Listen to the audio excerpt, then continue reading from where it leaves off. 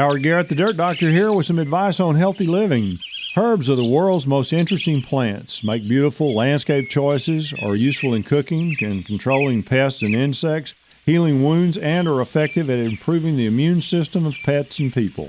Herb gardens have the reputation of being hard to start and grow, difficult to maintain, messy looking. Well, nothing could be further from the truth. Most herbs grow easily in a variety of soils and require minimum attention. They can be grown indoors or out, in containers and flower beds, and in traditional herb gardens. Several herbs such as perilla, chives, and basil are annuals and are easy to grow from seeds.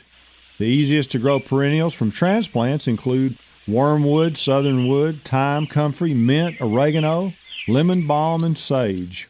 Also included in the herb category are plants such as alfalfa, blackberries, peppers, dandelions, and of course the rose. Herbs are plants that have specific uses other than just merely beauty. Simple as that.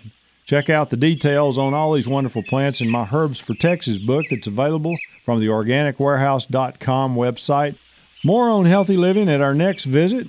For questions in the meantime, go to dirtdoctor.com. You can also learn how to join the Organic Club of America there. Enjoy your gardens and just go natural.